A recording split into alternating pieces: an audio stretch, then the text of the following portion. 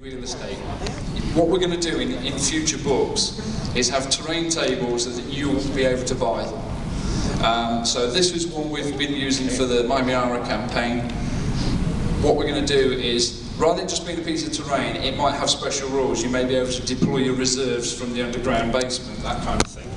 And each one we make will be from a different planet, so you'll get the different. Every time you buy one of our Imperial Armour books, there'll be campaigns in there. There'll be certain scenarios that only use these boards. Okay, so it just makes terrain a bit more interesting. It gives you a bit more to play on. It adds to your Realm of Battle boards. We'll also be doing this for Warhammer Forge as well. So we'll be doing Warhammer terrain boards that are scenario based.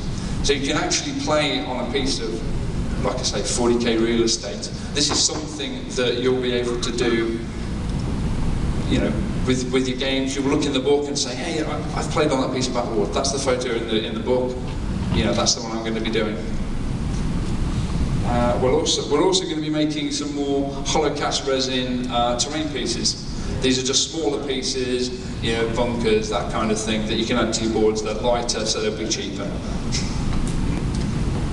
A Dark Eldar Tantalus. Check that bad boy out. What Archon doesn't need one of those?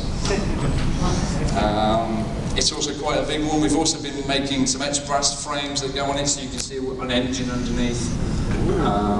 Again, you can see the size of it from the crew. It's an ideal centerpiece for your raiding force. It's been made by Darren Parwood, who's one of our senior designers in Forgeworld. And I think he's outshone himself on that one. That's an amazing thing. Oh, and this is one I made.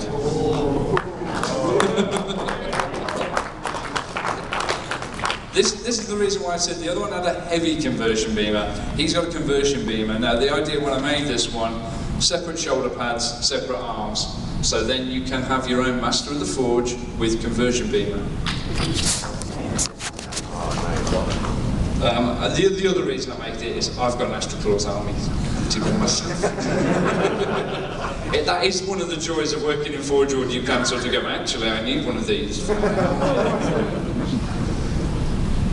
Okay, and this is just a brief tidbit of what's coming out. More 40k vehicles. New Land Raider variants. We're not saying what, but we're going to do some very exciting Land Raider variants. More Space Marine variants. More Space Marine vehicles. You think Space Marines sell, don't you? You know, it's like Shadow Spectre's Phoenix Lord. So we're getting a new Phoenix Lord. You've seen the Shadow Spectres that we've done. We're going to do an Exarch and a Phoenix Lord. More hollow resin terrain, which I spoke about earlier. So we're going to do smaller pieces for Warhammer, maybe some that add on to the plastics, that kind of thing. Now we'll talk about Warhammer Forge.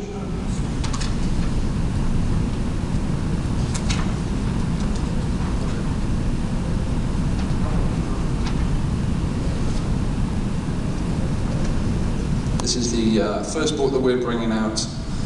This became a legacy, really. When Rick Priestley was working with us, he envisioned these books as being over an epic story level of several books. When he left us with the manuscripts and things like that, and they wanted to change it. They wanted to bring it down, condense it into one book. So Alan Blythe has been rewriting and revising this.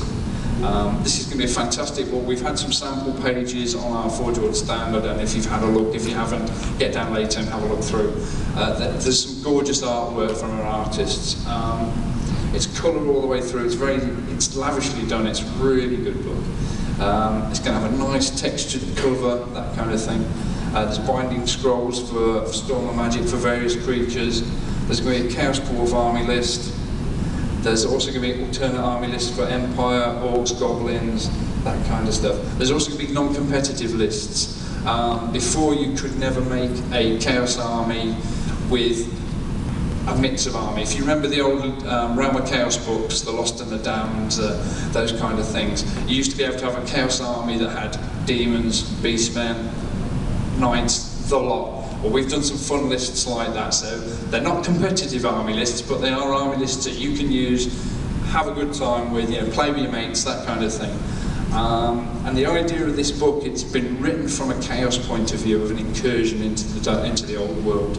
It's not from Empire, it's not going, oh, they came over the hills and they attacked us. It's like, Tamarkan, Journal 1, today I must cut the heads off several